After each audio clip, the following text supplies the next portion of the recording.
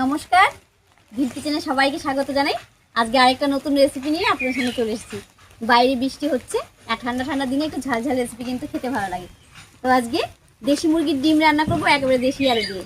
আপনারা সঙ্গে থাকুন, আশা করছি খুব ভালো লাগবে।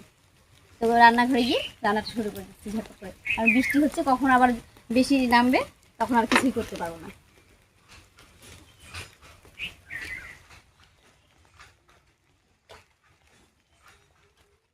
দেখুন, এখানে আমি 5-6টা দেশি মুরগির ডিম নিয়েছি, আর সঙ্গে নিয়েছি বেশ খানিকটা দেশি আলু।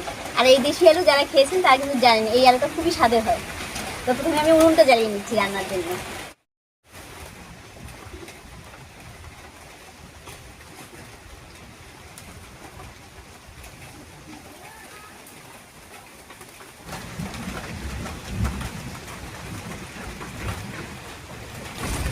উনুন জ্বালিয়ে কড়াই বসিয়ে দিয়েছি। এবারে কড়াইয়ের সামান্য একটুখানি সরষের তেল দেবো।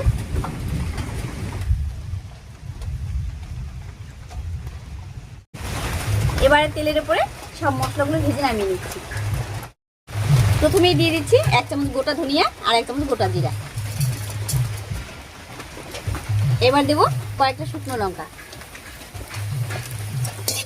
একটু নাড়িয়ে নিলাম। এবার এর মধ্যে দিয়ে দিচ্ছি আদা আর রসুন, দেবো পেঁয়াজ কুচি,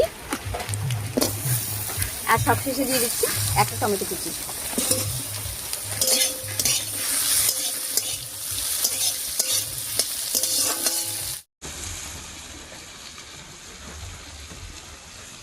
তেলের উপরে সব মশলাগুলো দিয়ে খুব ভালো করে নাড়িয়ে নিয়েছি।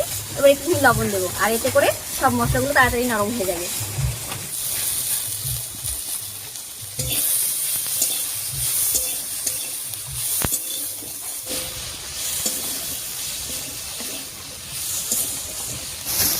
বেশ কিছুক্ষণ সময় নিয়ে মশলাটা রান্না করে নিয়েছি, আর সব মশলাগুলো অনেকটাই নরম হয়ে গেছে।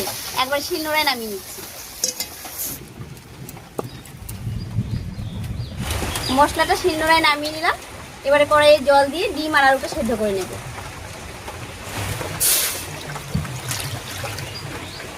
জলের উপরে দিয়ে দিচ্ছি একটুখানি লবণ।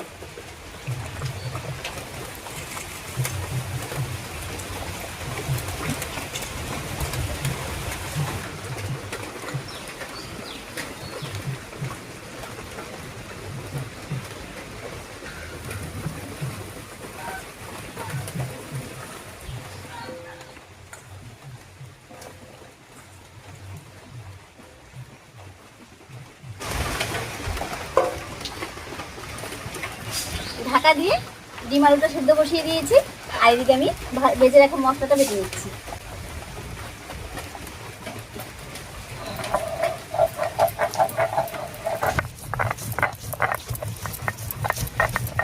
মশলাটা ভেজে নিয়েছি, দেখে দেখুন কত নরম হয়ে গেছে মশলাটা। এক বাটাতেই মনে হচ্ছে যেন বাটা হয়ে গেছে।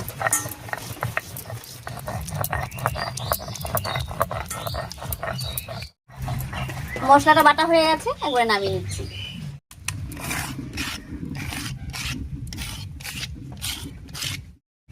রান্নার জন্য মশলা বাটতে একটু সময় লাগে, তো মশলাটা যখন বাটা হয়ে গেল এবারে রান্নাটা একেবারে ঝটপট করে হয়ে যাবে। আর এদিকে দেখি ডিম আর আলুটা কেমন হলো।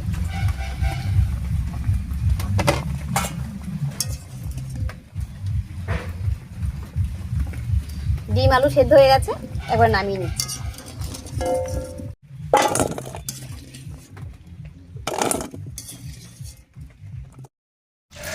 ডিম আর আলুর মধ্যে ঠান্ডা জল দিয়ে দিয়েছি, এবারে ছুলে নিচ্ছি।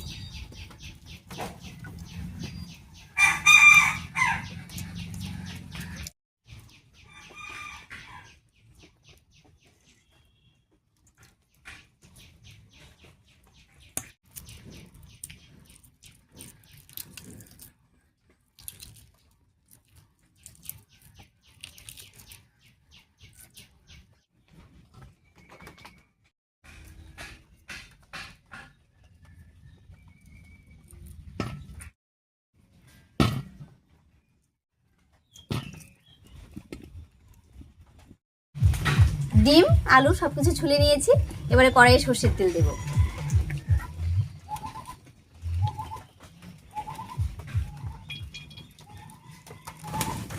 এবারে তেলের উপরে ডিম আর আলুটা ভেজে নামিয়ে নিচ্ছি।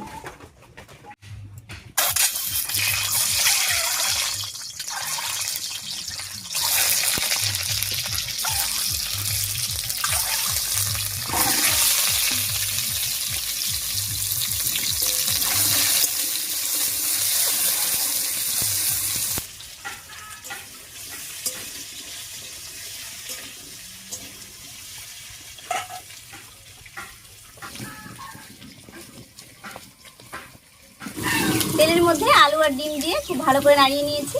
এবারে স্বাদ মতো লবণ হলুদ দেবো, দিয়ে দিচ্ছি লবণ। তবে লবণটা একটু অল্প করে দেবো, আলু সেদ্ধ করার সময় লবণ দেওয়া ছিল।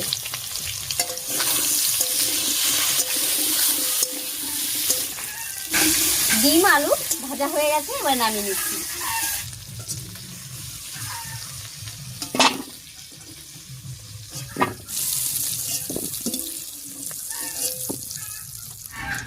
আমাদের চারপাশের আকাশটা দেখে বুঝতেই পারছেন আকাশের কি অবস্থা, কখন ঝড় বৃষ্টি নামবে বলা যায় না। এতক্ষণ বৃষ্টি হচ্ছিল, তো তার জন্য রান্নাটা একেবারে ঝটপট করে নিচ্ছি, আর একটু তাড়াহুড়ো হচ্ছে। এই তেলের উপরেই ফোড়ন দিয়ে দিচ্ছি। প্রথমে দেবো জিরা, শুকনো লঙ্কা, তেজপাতা, দিয়ে দিচ্ছি গোটা গরম মশলা।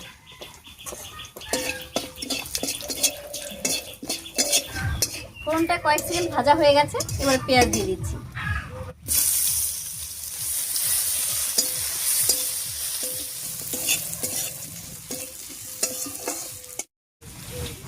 ফোড়নের উপরে পেঁয়াজটা দিয়ে হালকা লাল লাল করে ভেজে নিয়েছি।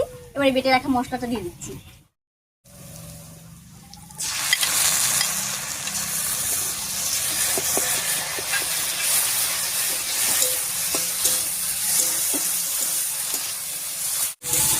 এবারে মশলার উপরে দিয়ে দিচ্ছি একটুখানি হলুদ আর দেবো মশলা বাটা জল।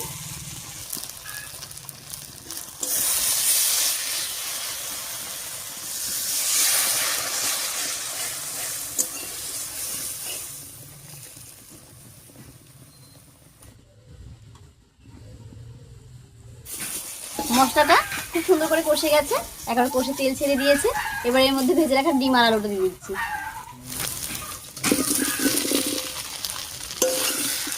একই সঙ্গে দেবো একটুখানি জল, আর এতে করে সব মশলা, তেল, লবণ আলু ডিমের ভিতরে ঢুকে যাবে। আলু আর ডিমটা দিয়ে একটুখানি জলের সঙ্গে খুব ভালো করে মশলার সঙ্গে রান্না করে নিয়েছি। এবারে ঝোলের জন্য জল দিয়ে দিচ্ছি।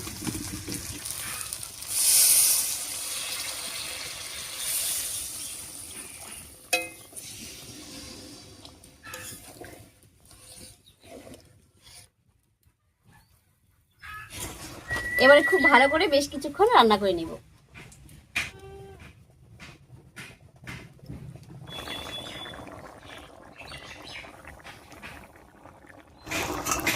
রান্নায় বেশ কিছুক্ষণ বরফ উঠে গেছে। এবারে দেবো 1 চামচ মতো গরম মশলা বাটা আর একটুখানি লবণ দেবো। ঝোলের মধ্যে একটু লবণটা কম মনে হচ্ছিল, তো একটু লবণ দিয়ে দিচ্ছি।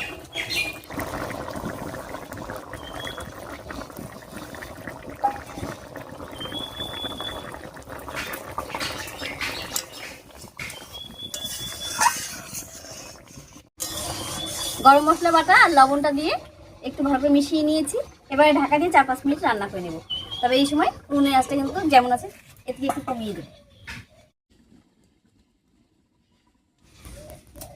ঢাকা দিয়ে আরও 5 মিনিট রান্না করে নিয়েছি। দেশি আলু দিয়ে দেশি মুরগির ডিমের ঝোল একদম রেডি হয়ে গেছে, এবার নামিয়ে নিচ্ছি।